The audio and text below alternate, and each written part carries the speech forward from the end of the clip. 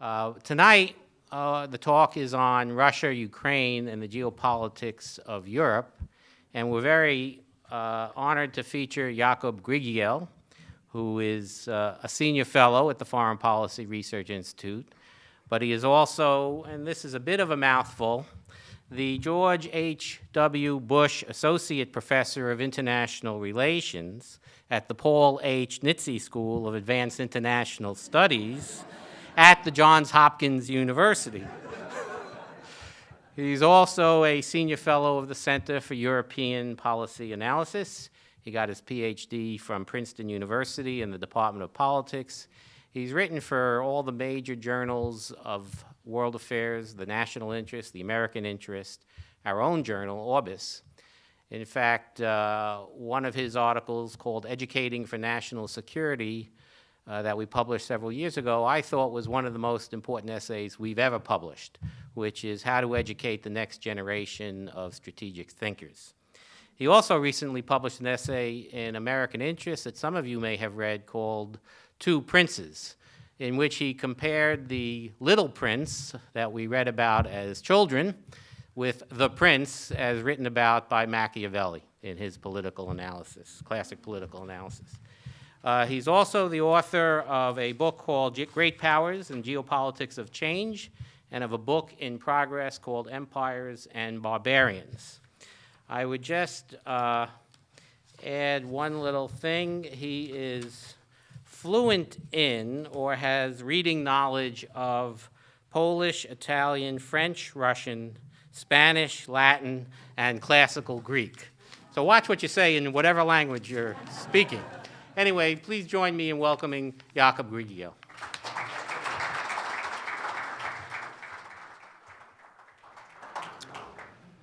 Well, thank you for that introduction. But let me start by thanking the Ginsburg Family Foundation for sponsoring these lecture series, as well as the National Liberty Museum for hosting them.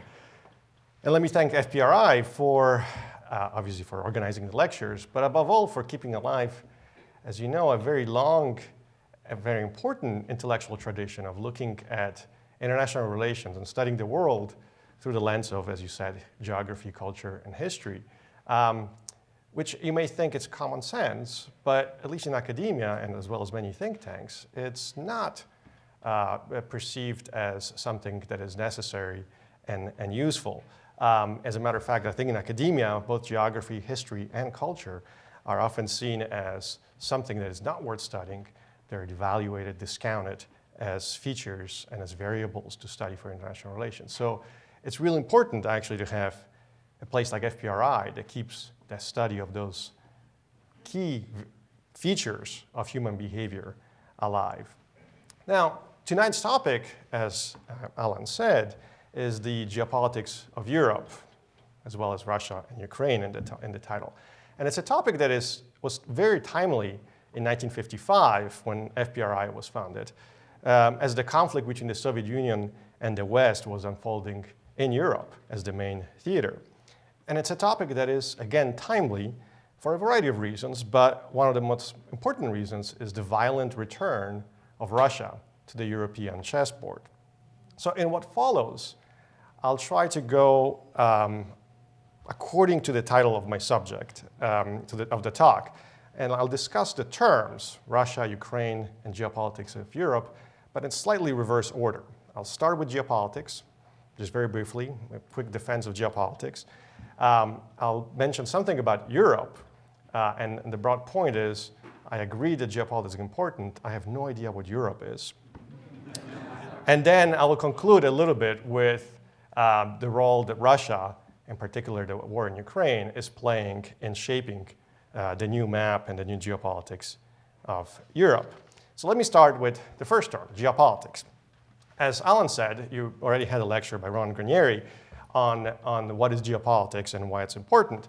As you know, it's a term that embraces many features of international relations. And as such, it's often difficult to define in a simple and parsimonious way.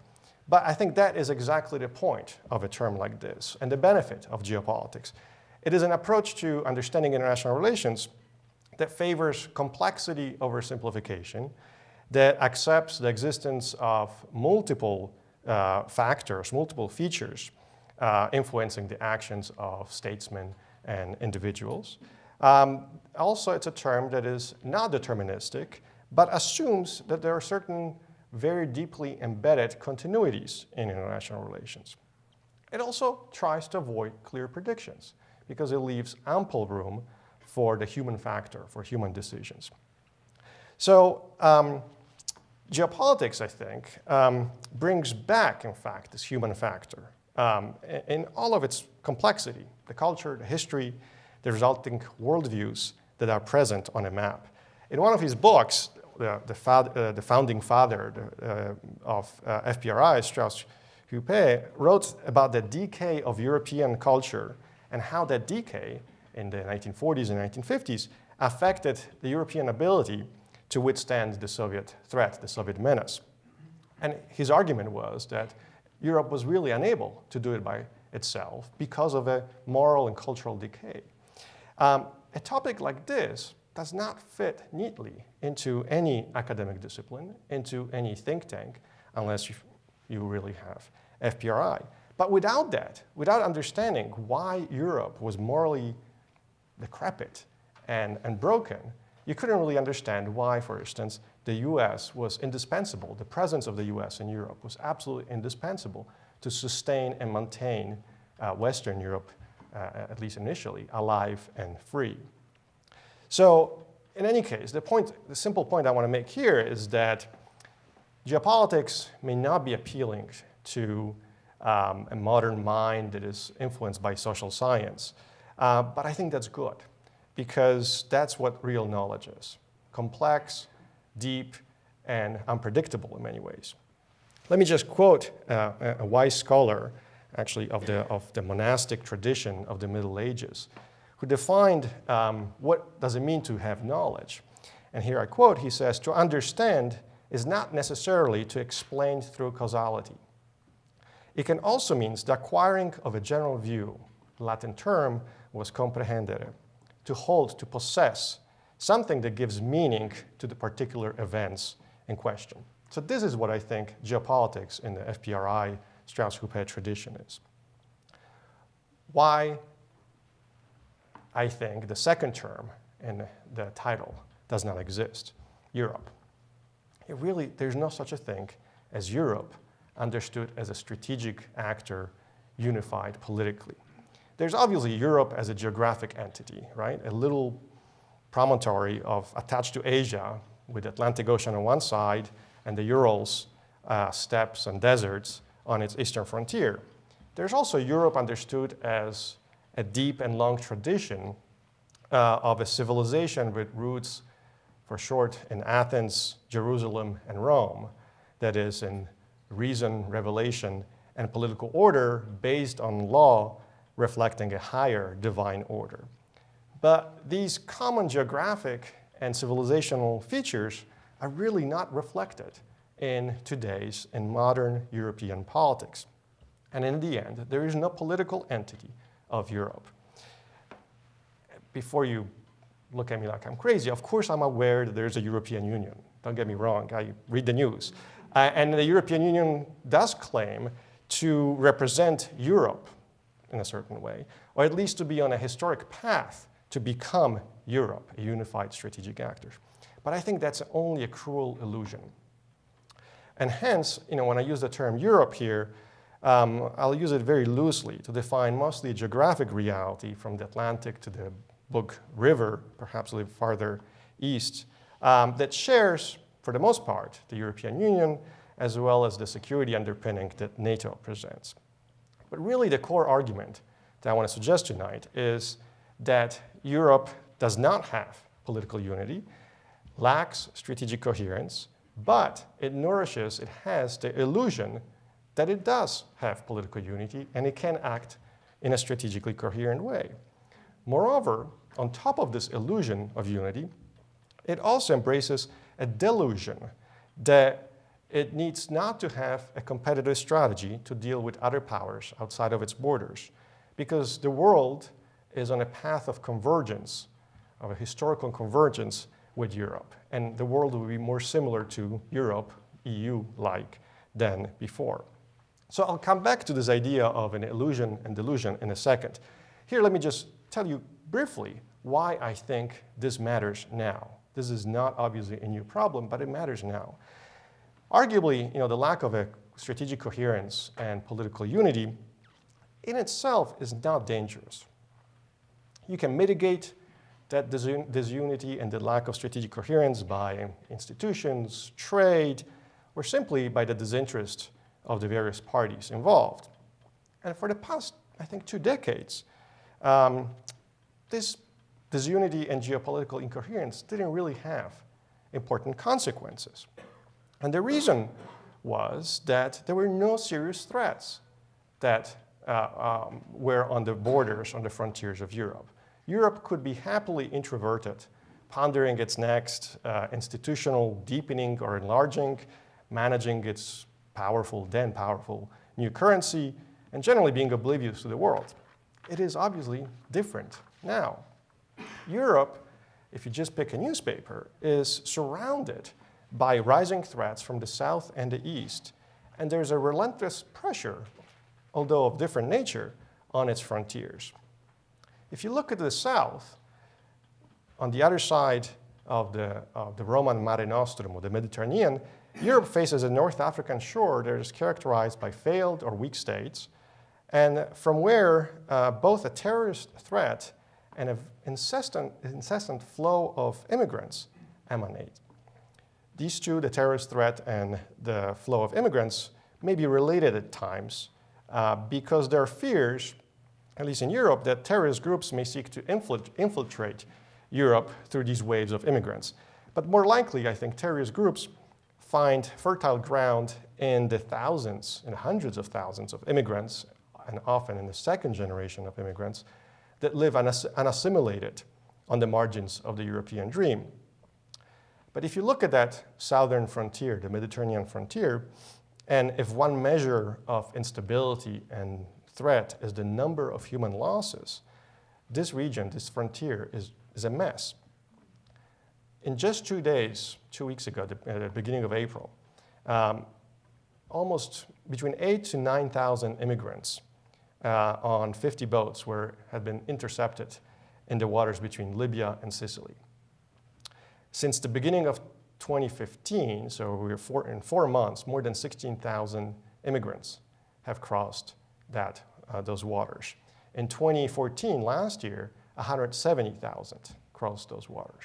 So this year, the expectation will be close to double the number. In one boat wreck at the beginning of April, 500 people died.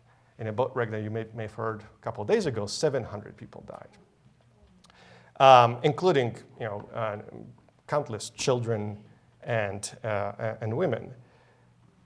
It's a tragedy of enormous proportions. Most of these immigrants are escaping war-torn states, both in North Africa and the Middle East. But some come from as far as Afghanistan and Pakistan. So the scale is enormous. From a security perspective, to mitigate this problem will require enormous resources, not to mention political will, which the Europeans really don't have. One of the answers, I can't remember which Italian politician, at the beginning of April when you had the 500 people dying in a boat wreck. And by then, the numbers are uncertain because the bodies are usually never found. Most of the bodies are never found. But one of the Italian politicians said something that it's the responsibility of the UN to deal with this. So you can see that there's no political will to solve a problem that is truly on their border. But if you really want to resolve the problem, it would require political will, military capabilities, and vast resources to secure and a long-term commitment to rebuild the states in North Africa, in particular Libya and Tunisia too, to a certain degree. So that's one. The second problem is the Middle East. And you had already a talk by Adam Garfinkel on the geopolitics of the Middle East, so I won't go into great detail. You know what the situation is. But from a European perspective, this region presents a threat, in part because it's connected to the first threat, the flow of immigration, of immigrants. But also, it is the region is a source of skills and organization for Islamist terrorists who are now attracted to the battlefields in the region, in the Middle East, but are likely to turn or return to Europe once the fight in Syria or Iraq is over, becomes too boring, or perhaps too difficult. And finally, the threat of a nuclear Iran is no longer an academic hypothesis, and is increasingly more likely reality that affects Europe in a much more direct way simply because of geographic proximity. Unlike the United States, Europe may be within reach of an Iranian arsenal, creating a whole spectrum of scenarios to which Europe doesn't really have an answer. And finally, the last frontier, the last threat, is Russia. Moscow here presents the most traditional security menace. We're talking about a land war of conquest. Despite the various terms that used to describe this situation, people call it hybrid war, unconventional conflict, and other terms, in the end, Russia is using artillery, tanks, and infantry to invade a country, Ukraine. The goal of Russia, in part, is to take over a piece of real estate and perhaps manpower, accumulated manpower, a 19th century objective that may certainly be something that is in the mind of Putin, fearful of Russian material decline. But the larger goal is really to bring Russia back into a decision-making position inside Europe. Putin, as you know, considers the last 2 or 3 decades as an unwelcome anomaly in Russian history, and that anomaly needs to be redressed. His idea of how Europe should function is very much evident in the agreements negotiated in Minsk over the past several months that established a very tenuous and ultimately non-existent ceasefire in eastern Ukraine. Those are agreements that have been negotiated by Russia and Germany, Germany accompanied by France, negotiating the fate of another country, Ukraine. And as I mentioned before in the conversation, it would be hard to have just Russia and Germany negotiated because of historical connotation, not a very good idea. So France was brought in sort of as a sidekick, but France is always more interested in selling stuff, including ships, to Russia. So and the reason I mention this is that this type of procedure, this type of negotiation goes against the late 20th century European pretense that great powers do not matter, and in fact that small states have an almost equal say in international relations and in negotiations. And there was great appeal in such a view, and for a variety of reasons, and the European Union promised to realize and to maintain that view. Russia is destroying that promise. And I'll come back to that in a second. But here I just want to sort of quick description of the 3 main sources of threat that Europe is facing. And I think this in and of itself is worrisome because really in European history, it is difficult to find a moment in which the European continent faced 3 threats at the same time. You can go back to the Roman Empire. They faced Parthia or Persia on its eastern front, the barbarian threat on the Danube and Rhine, but still, nothing comparable to the situation now. Some people mention sometimes the Austro-Hungarian Empire that faced multiple threats, but still not to the same degree. Even if you look at, late 17th centuries, the Ottomans are showing up at the gates of Vienna, but not the Russians at the same time. Here, in the case of Europe, you have multiple threats of very different nature presenting themselves around Europe. In many ways, if you look at the European map, the borders, the frontiers have quite literally exploded with violence. And this convergence of threat is pushing into Europe in different ways. Russia with tanks and energy blackmail, Islam with terror and nuclear weapons, North Africa with immigration and chaos. So there are important differences between these threats. But, and here's my second important point, but they're linked. The most visible commonality is that Europe's response to all of them is effectively non-existent. Europe has effectively ignored the Middle East, is letting North Africa simmer, and at least some Europeans are desperately trying to negotiate with Russia. And I think there's a deeper explanation for why that's the case, why there's such an anemic response to these threats, which to the degree have allowed the unimpeded rise of these zones of instability and these threats to the level that they present now. And the reason for this, I think, has to do with the delusions and the illusions of Europe, which I mentioned before. What did I mean by that? Well, the delusion that Europe has really concerns the nature of the world, the nature of international relations, and of the foreign policy necessary to deal with that. The illusion, on the other hand, is about Europe's unity and coherence. So let me begin with the first point, the delusion. I'm not a psychiatrist, but I think delusions are results of one's own fixed beliefs. And regardless of the foolishness of these beliefs, we trust these beliefs to be the reality. And we take them as the reality, as the only reality possible. So Europe's delusion, I think, starts from the belief in the historical inevitability of a postmodern political reality in which, among others, power is no longer national, but is diffused inside some sort of global community. A reality in which political competition is limited, controlled, and ultimately state behavior is harmonized through accepted international institutions. And finally, it's a reality, delusion, but a reality, that in which the use of force is a very rare event. It's an aberration that is also self-defeating for the actor who initiates the use of force. And I think the main consequence of this delusion is a strategic culture, and perhaps even more, actually, a grand strategy, a set of principles on how to act, how to behave. A grand strategy of non-competition.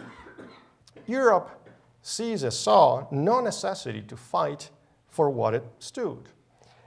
It saw no necessity to fight for the rules it formulated and implemented, for the prosperity it promised, for the security it was blessed with. Europe saw international relations within the EU, but also outside of the EU, as driven by these large historical forces, such as the empowerment of the masses, of individuals, and globalization of economies, which in the end were weakening the national state and in favor of democratic regimes combined with transnational institutions and global governance. And this combination of a global awakening and what I think was Sam Huntington called the Davos Man meant essentially two things. First, it was seen as a process that had no author, no maker, and was irresistible. Whoever stood in the path of this process of globalization, of greater rules, more norms of behavior, whoever stood in this path, sooner or later would find himself defeated, abandoned by the international community, destitute in its autarkic stand, and in the end, pressure from outside and from within, by other states and by its own population, to follow the path indicated by history with a capital H. The second consequence of this was that progress, made concrete by the expansion of the zone of prosperity and security under the institutional umbrellas of the EU and NATO, required no fighting for it. It was a historical process, necessary and desirable. You didn't have to do anything for this process to occur. Now, there were good reasons to have these delusional, but still these beliefs. The fundamental reason for that was that states were eager to join the Western institutions, EU and NATO in particular, as made quite clear in the 1990s when the expansion of NATO and the gradual but continued extension of the EU and the Euro to Central and Eastern Europe has occurred and continues to occur in some form or fashion. And this was an expansion not of an empire, which is usually achieved by marching troops to distant lands and setting up colonial governments to rule over supine and unwilling subject. It was an extension or expansion by invitation and was greeted with joy. The leaders, individuals, and states that initially opposed this march of progress, the argument went, could not do so for a prolonged period of time. And sooner or later, they would be enticed to accept the inevitability of democracies, common market, rule-based interactions, diluted sovereignty. What this meant in the end was that geopolitical competition, as traditionally understood, fights over specific pieces of real estate, vying for control over domestic politics of another state, as well as economic forces of the other state, arms races, and ultimately war. This traditional geopolitical competition was a thing of the past, simply because the various states, various strategic actors, would gradually but inevitably converge into harmonious relations. Essentially, the expansion of NATO and the EU as it happened in the mid-90s would continue forever. States would willingly join into these institutions. So this was a delusion, because obviously not everybody wanted to do that. The delusion went hand in hand with the second part, the illusion of the EU, compounding its effect. Now, if a delusion is a belief in a reality that does not exist, an illusion is the creation of a fake reality that may fool some, but not all, and certainly not forever. An illusion is something less, I think, than a delusion, because in the background there's a sense that it is fake, it is not real yet. And you may enjoy it for a while. You see a magician doing some tricks and you say, that's an illusion. It's fun to look at it. It's pleasant, but I realized that, he didn't kill the lady or didn't cut the lady in half. And at a certain point, the illusion turns into reality and you return to a normal state. In the case of Europe, the illusion was of unity and coherence. This illusion was driven by a very understandable desire to prevent another war after, obviously, the 1940s, the First and the Second World War. I'm not going to recount the history of the European Union, but it started really with very modest objectives. Was a few European nations decided to pool parts of their sovereignty, mostly in the economic sphere, starting from coal and steel. And from then on, that project became gradually more ambitious, aiming in the 70s and then the 80s to establish more than just a common market, but a united Europe, a united polity. A novel form of polity, but still united. Some functions will be maintained by states, army, fiscal policies, police force, while others will be centralized gradually in EU institutions, monetary policy, economic regulations, increasingly more legal frameworks. Again, the history is complicated and fascinating, but the point I want to make here is that Europeans, starting in the West, and then in Central and Eastern Europe after 1989, had a very strong and understandable desire to seek unity. There was a recognition, however, that this unity was impossible right now. It was impossible right now to create a Europe, a united state, a coherent actor. But a gradual process of centralization would eventually lead there. It was an illusion, but it was a pleasant one. For those countries that rejoined Europe after 1989, the illusion was perhaps even stronger than in Western Europe, because the EU promised not only an end to 19th century type of power politics, which resulted in the redrawing of maps in the region and massive population transfers, but also resulted in massive wars. The region is, after all, the bloodlands of Europe, as well as at the end, the violent domination of the region by a foreign power, namely Moscow.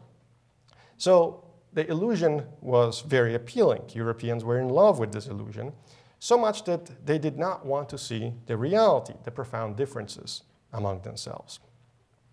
But the illusion at a certain point has to break, and I think has been breaking over the past 10 years for a variety of reasons, from the Euro crisis to ultimately, as I'll mention in a second, to the different policies towards Russia. The reason why this was an illusion, and the reason why some people saw it as an illusion, however pleasant and however they wanted to aspire to translate that illusion into reality, there were three reasons why there were problems and people sensed there were problems. The first was and is that there's no European demos. There's no European nation. Unless imposed and maintained by sheer force and terror, any form of state, any form of polity requires some underlying unity of the people under its authority. The illusion in Europe was that national histories, cultures, political styles, economic organizations, as well as threat assessments would not matter, or would quickly converge into a continent-wide identity. That people will consider themselves European first, and French, German, Greeks, Italian, and so on and so forth as second, perhaps similar to how some saw the American model, where people do have local affinities and local affiliations and allegiances, but they're all subsumed by a larger American identity. While many do indeed define themselves as European, that identity has not trumped the national one. And certainly the policies of national governments continue to be national first, European second. So that's the first reason. The second reason why this was an illusion is, and I think in many ways perhaps it's the most important one, is the persistent and consistent refusal by the EU and the people that led the EU to acknowledge some common roots of Europe, namely the Christian foundation of the ideas of liberty and reason. This meant that the new European, or rather the EU identity, had to be constructed without reference to that past. In many ways, the EU project is ahistorical, or even anti-historical, because it rejects European history. Sure, part of the European history was driven, part of the desire to reject history was driven by the desire to erase or turn a page on the various wars that wrecked the European continent for centuries, if not millennia. Wars of religion, wars of empire and imperialism, wars of nationalism, and wars of ideology in the 20th century. The only safe heritage that was perceived to be safe was the Enlightenment, with its faith in the inexorable progress of history.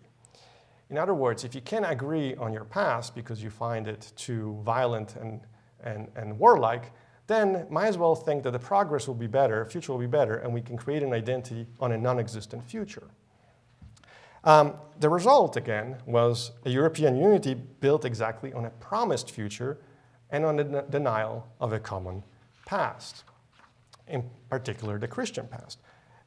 As an aside, I find it tragic, but also ironic that here's the EU that frantically tries to deny its Christian roots, while on the other side of the Mediterranean, on the shores of the Mediterranean, you had ISIS killing Christians, claiming they're killing Christians in order to avenge for damages, for violence that Christian Europe has done to them. So there's this massive incomprehension here. Here's Europe saying, we're not Christians. ISIS is telling them, here, we're killing Christians because you're a Christian and you 1,000 years ago, you did something bad to us. That's the second reason. The third reason for the European illusion is that, in part, is related to this denial of a common civilizational foundation. But it led to the realization that it is impossible to start and to found a political unity immediately. What you had to start is putting economics first. And in that sense, it was simply wrong to think that a common market would lead to a common people and a unified state, unified polity. It was wrong anthropology because it assumed that we're all economic men and that the underlying material conditions, the euro would result in a shared identity, the European. Few really believed that was the case. Few really believed that Europe could be created on the basis of common currency. Those who did were delusional. But this illusion that sooner or later we can achieve this was convenient to everyone. And just briefly, Germany was happy to have weaker countries in the euro to keep it from appreciating too much. And Greece and Spain and Italy, for a while at least, were thrilled at the ability to borrow cheaply. So it was an illusion that was pleasant and, at least initially, beneficial to many. now all of these reasons are becoming more important. Why? Because you have Europe's frontier, as I mentioned before, exploding, and all that Europe has is the euro, which is collapsing and breaking in many ways, the Schengen Accords, which means there are no borders, so if you show up in Sicily, you can go to Germany, and an elaborate bureaucracy producing regulations. None of these are helpful in dealing with the threats that are rising on the three frontiers and the three fronts of Europe. So it matters, this delusion and illusion that didn't matter for a while, now it matters enormously.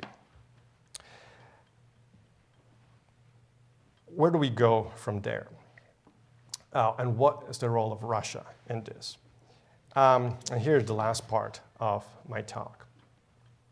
I think the effects of the delusion and illusion of Europe are most visible in the relationship with Russia. Since the early 1990s, so 1989 and then the collapse of the Soviet Union, the expectation shared on both sides of the Atlantic was that Russia would sooner or later turn into a state like any other European or EU state, a normal state willingly joining into a wider institutional setting with its rules applied to all members, with the transparency of its business transactions, and the abdication of military force to resolve that rare but still potential conflict of interest. Russia would, in other words, become and be a partner, not a rival, certainly not a competitor, simply because of the attractiveness of the European model of politics and economics. And therefore, EU enlargement was seen as an enticement to Russia. It was an enticement to Russia to amend its ways and be on the right side of history, and not a challenge or a provocation that would lead to renewed competition on the European continent. Obviously, it didn't turn out that way, as we see. Now, let me just make sure that I clarify that I do not imply here that we caused Russia to behave in this way, or that Russia is justified in aggressive behavior toward Europe and in the invasion of Ukraine. These are not legitimate responses. These are not legitimate actions. The responsibility of Moscow's imperial aspirations and behavior rests squarely there in Moscow. We can debate whether it's limited to the Kremlin and inhabitants of the Kremlin, Putin today, somebody else tomorrow, or to aspirations shared by a larger number of Russians establishing a culture of Russian imperialism. Whatever the sources, Russian behavior, Russian violence, Russian invasion of Ukraine is wrong and needs to be stopped. But what I suggest is that Europe stumbled into this conflict because of the delusions that it had, its understanding of international relations. Few in Europe, few in the US too, but few in Europe expected a Russian invasion of Ukraine because few in Europe thought that they were competing with Russia.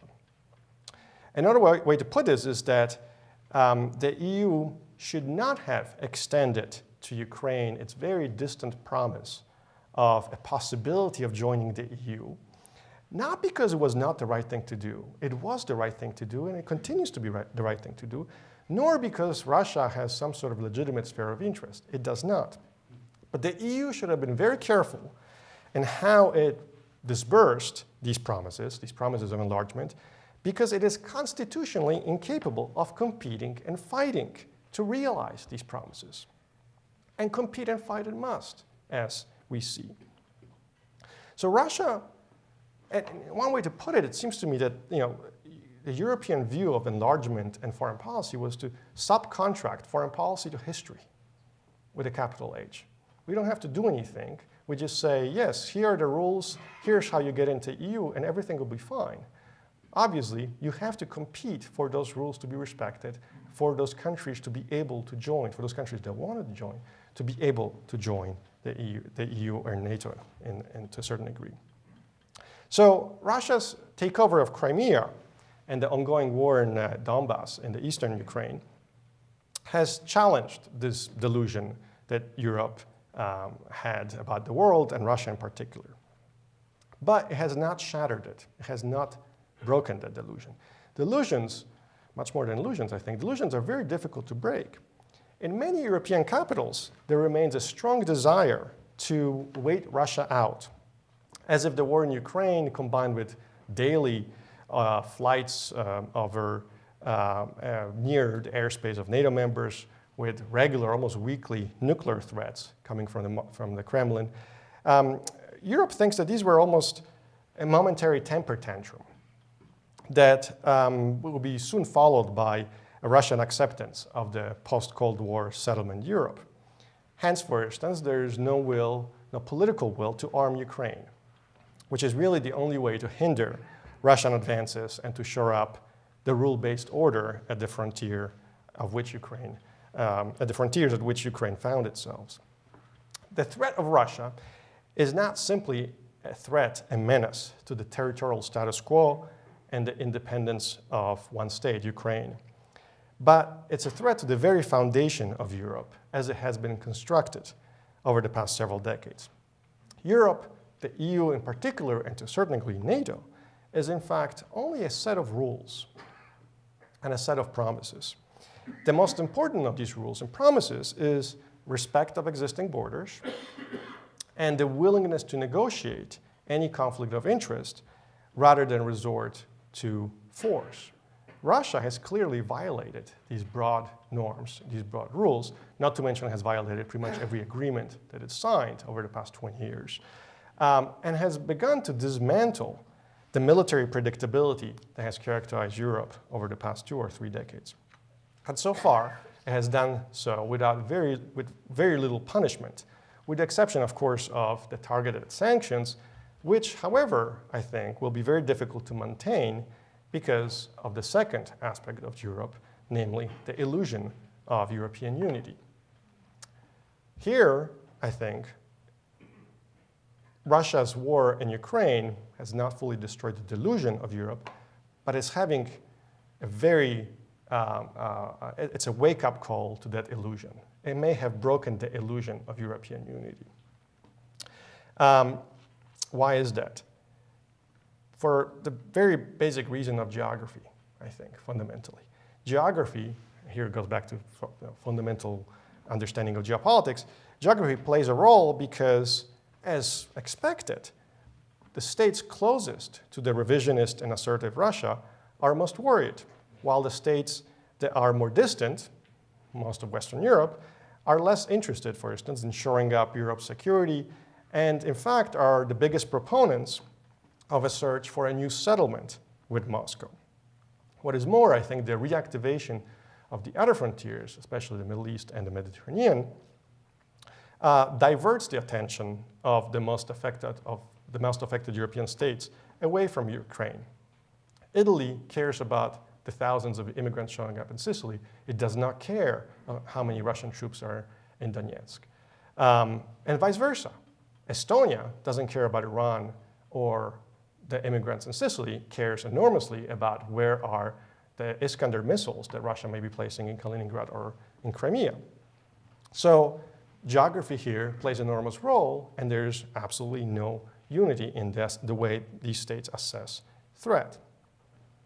And the most evident division that is arising within Europe concerns the proper role that Russia ought to play in European politics. For the Central European countries, from the Baltic to the Black Sea, with some differences, the overarching concern is that Russia will have a say in Europe's decision, meaning a variety of things, a say over EU enlargement or the geographic disposition of NATO, of military assets of NATO. And in many ways, this is clearly what Russia is aspiring to and has stated so over the past several years. Moreover, I think Russia, in somewhat of an analogous fashion to the German approach in the 1920s and 30s, is really working or banking on the guilt complex of many Western capitals. There is, in fact, a growing ambivalence in many Western capitals, and to a certain degree even in Washington, about NATO expansion. Less so about EU enlargement. And if there's ambivalence about EU enlargement, it tends to be directed towards the southern European countries, now the Greeks, the Italians, the Spaniards. NATO the ambivalence about NATO expansion is directed toward the Central Europeans. And I think this guilt complex is twofold. First, the argument goes, the expansion of NATO to Central Europe brought Europe closer to Russia, provoking Moscow, and they considered that region as some sphere of influence, historical sphere of influence. It was, as some people put it, it was a necessary victory lap after 1989-91. Second, now that the region was in, it was also indefensible, in particular the Baltic states. So the sentiment in some European capitals is that NATO enlargement was a mistake, and the best way to atone for that mistake is by seeking a new settlement with Russia. So far, the new settlement negotiated with Russia includes only Ukraine, and it's the Minsk type of accords that I mentioned before. Ukraine is not a member of the EU and is not a member of NATO. But for Ukraine, Crimea is lost, and eastern Ukraine is very much unlikely to be under control of Kiev anytime soon. The question, and I don't have an answer to that, and nobody in Europe has an answer to that, but it's a question which in and of itself is significant that the question is already circulating. The question is whether the new order that may be negotiated with Russia in the next years will incorporate some members, perhaps new members, of NATO and the EU in the future. We don't have the answer to that, but the question again is circulating. So to conclude, and I know I already extended myself too much, I think the outcome of this is that the geopolitics of Europe at this point is characterized by a broken illusion, the pleasant illusion of unity and strategic coherence. That's broken. And a weakened but not fully destroyed delusion, the faith in the progressive march of history. And in many ways, the best outcome that one can expect from the current situation and the war in Ukraine will be that the illusion turns into reality, right? That the illusion of unity turns into actual unity of Europe. And the delusion that you don't have to compete with the rest of the world, Russia in particular, but Iran and other actors in the Mediterranean, the delusion is broken. So far, that hasn't happened yet, but it may. I want to end, somebody asked whether I'm going to end on a positive note. In the future, there may be situations, the situation may improve, and I think it depends very much on Russian behavior. If Russia continues to push westward against NATO and EU in a much more provocative and forceful way, this may, I'm saying may, I'm not sure it will, but it may convince Europe to tighten the ranks and present a more unified front, which, however, cannot occur without a return to some understanding of the foundations of Western civilization that until now have been ignored.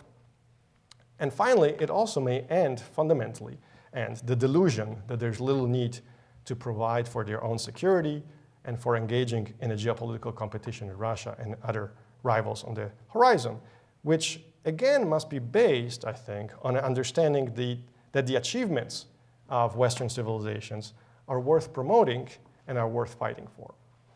I'll end it with that. Thank you.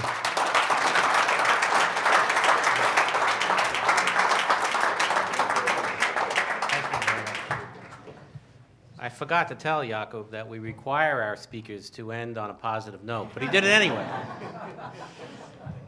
Anyway, we're open for questions. Eli will come around with the microphone. Please state your question directly into the microphone. My question to you is pretty straightforward. Recently, Russia has reneged on a promise with the S-300 missiles to Iran. The question I ask to you is they cut a deal with the United States not to give these missiles. I think the Iranians have paid for them. So what is your interpretation of why they're doing it at this particular time? Pure speculation, who knows? But I think from a longer term perspective, a couple of things. One is money. Simple business transaction now, sanctions are over with Iran, or the expectation is they're over, so everybody's preparing to be the first one in, and Russia already had sort of the open door. The S-300s were there. The proposal to sell the S-300 was, it's a long time, it's several years they've been talking about it. So here, it's money into the coffers of Moscow. That's the first. Second, I think there is a semi-tacit, I don't know if it's an agreement or, again, rapprochement or some sort of understanding between Russia and Iran that Iran will not meddle and destabilize the southern frontier of Russia. Because A, Russia doesn't want the mess, but it also wants to focus elsewhere in Europe. So, we're going to have deals, we're going to help you in some form or fashion, but you don't push too much, don't destabilize our frontier. You Iranians, go to the Persian Gulf. Create problems for the Saudis, for the Americans, for the Israelis, but in particular for the Saudis, because if you create problems for the Saudis, what will happen to the price of oil? Will go up, Russians benefit because of the energy prices. So there's sort of this convergence of very cold-blooded interest between Russia and Iran. Final last point. Nobody understands Putin, and probably Putin doesn't understand himself. But one thing that we know is that he has a very strong hatred, which he has abundantly made clear it's growing, for the US. And the hatred there are multiple layers of it. One is because he perceives the US as the cause of the collapse of the Soviet Union and the collapse of Russia in many ways. He perceives the US as not giving the right honor and recognition to Russia. So there are multiple levels of perceived humiliation and therefore hatred of the US. What do you do when you hate somebody like this? You create the most problems you can for that state. Iran is one of them, right? It's a way of creating problems for us.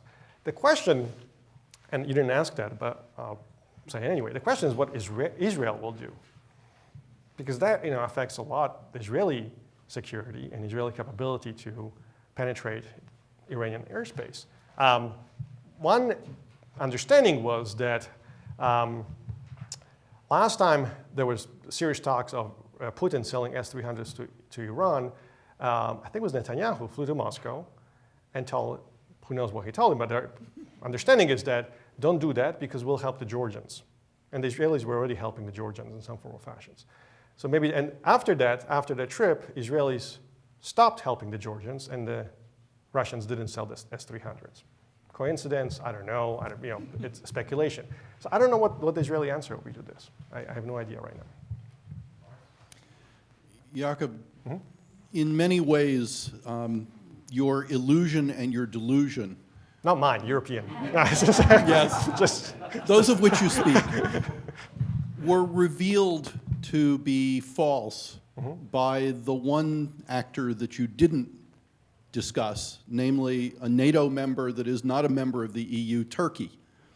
And the framework for Turkey was widely seen to be unachievable, undesirable by most of the European capitals, a bone thrown to keep them in NATO.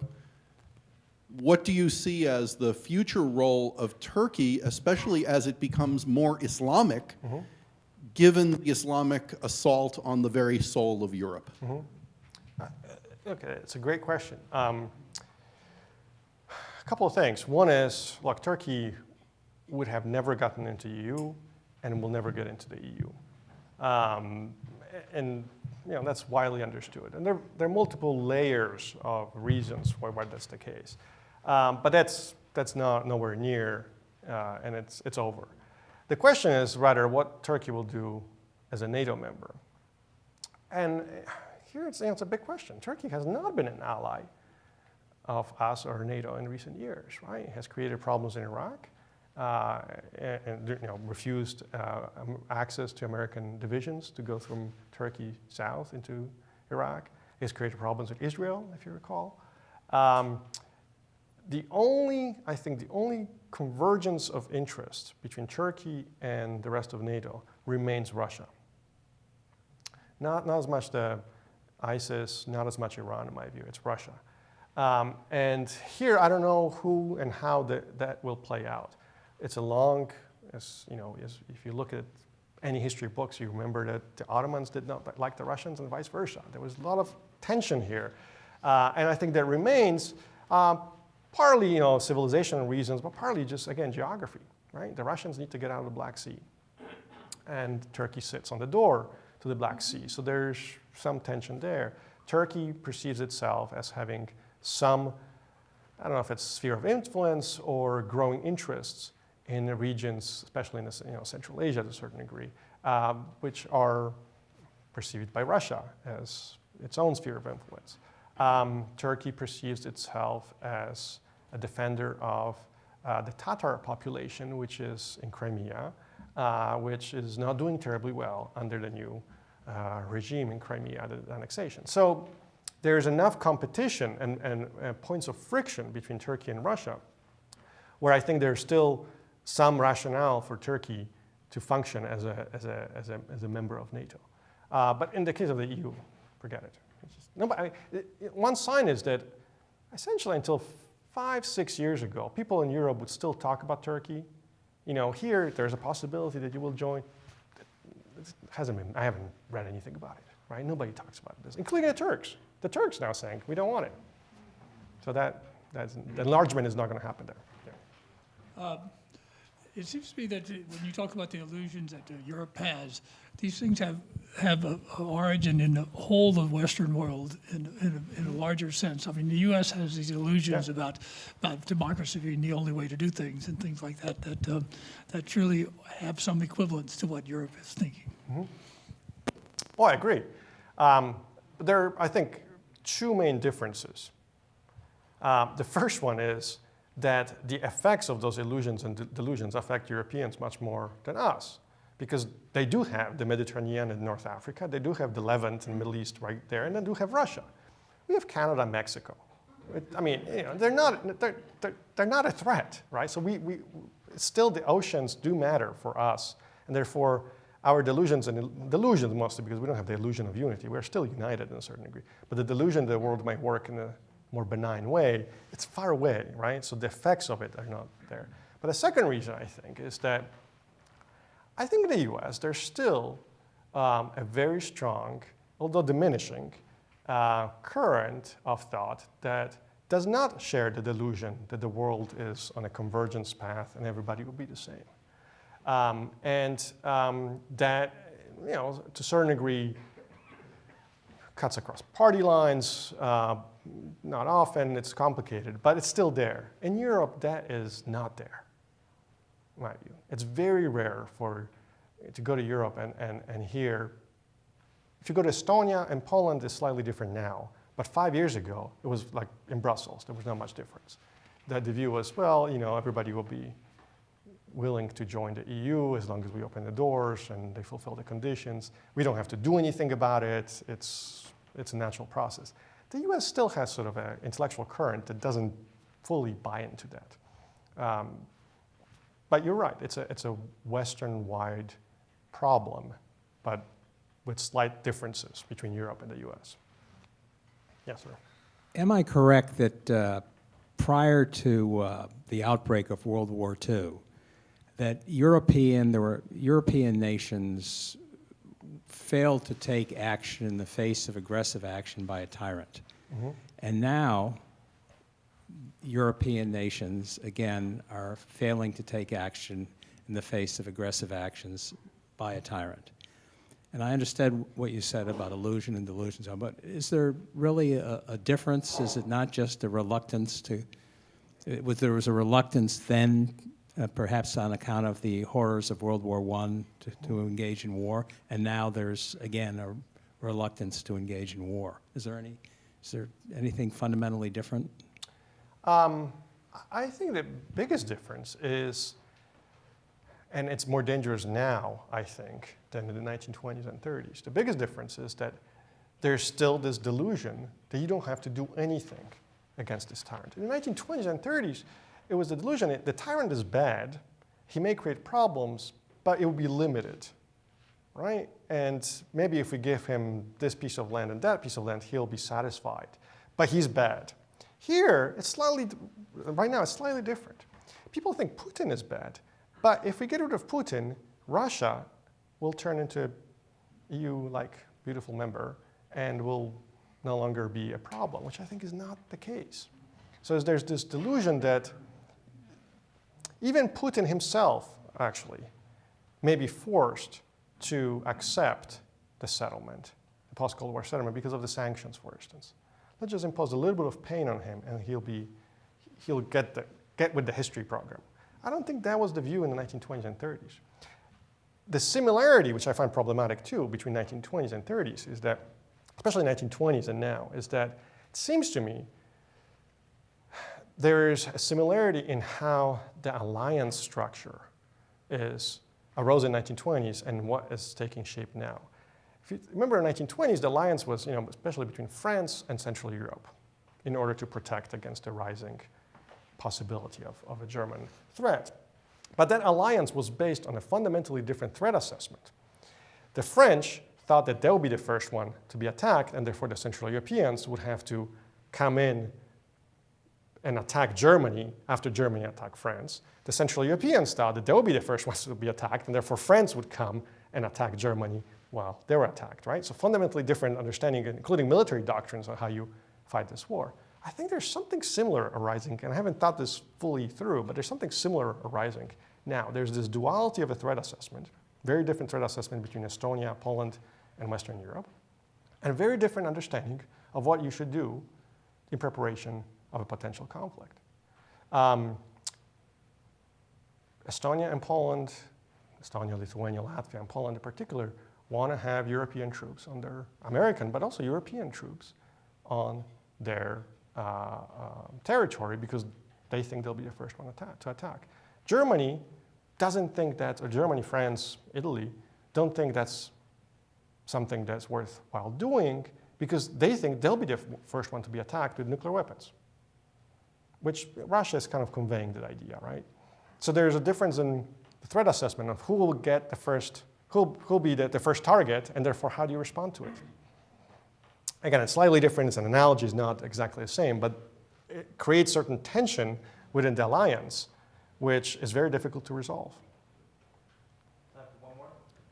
To follow up on what you were sharing, the Baltic states and Poland played by the rules in the early 1990s. They reformed their government, they had austerity, and became what I will call civil society.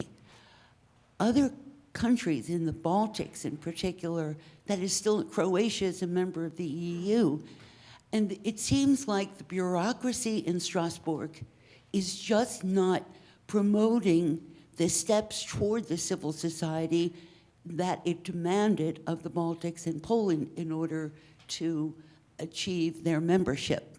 Why is there this disparity between certain areas and standards, and the bureaucracy is what is resented so much because it's not functioning properly? Well, I mean, the answer is complicated. A couple of things. One is, in some parts of Central Europe, Poland, but to a certain degree the Baltic countries too, civil society was already there. It was just obviously oppressed and it had to be developed in a more organized fashion, but it survived in some form or fashion the Soviet years. In other countries, it was really wiped out. It was non-existent. So there was a divergence in the starting point, right? So that's one. The second thing is, I think in the 1990s, especially after the first wave of enlargement,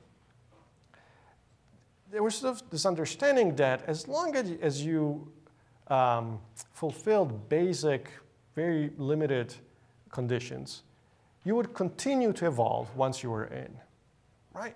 Progress, history, it's irresistible. So whether you get in at this stage or at this stage, well, you're still moving in the right direction. So we might as well accept a country at a little bit early stage of civil society development, democratization, because they'll continue to get away. It didn't happen that way because you got in and you got comfortable. I don't have to do economic reforms. I don't have to increase this or that because I'm already in. I'm already benefiting from free travel, low tariffs, and so on and so forth. So that, again, was a delusion aspect of the history marching constantly in the same direction. So those are the main reasons. Final answer, though, is that there are also differences within the region that are rising in the relationship to Russia. Russia has played in Central Europe over the past 20 years in ways that we have not really analyzed or studied.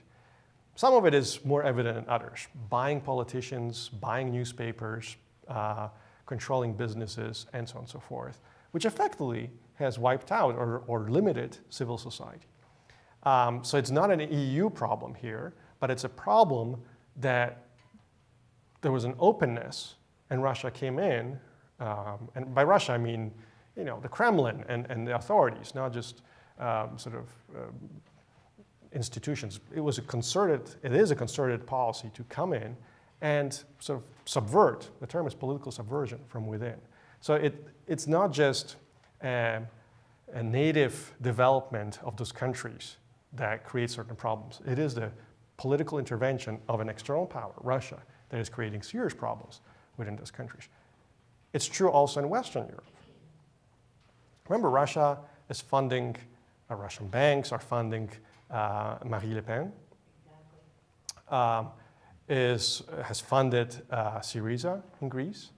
The only Western European or European minister that showed up in Moscow yesterday at one of the beginning of the celebrations of the end of the war was a Greek defense minister, right? The Czech leader, Zeman, was supposed to go until the US ambassador created a diplomatic uproar by saying he shouldn't go, and then they start yelling at each other, but he decided not to go. So there's internal subversion that is occurring that Europeans didn't think was possible and didn't think the Russians would do. Why would they do it? They want to join in. No, they want to control it, not join in. Thank you. Thank you. Thank you.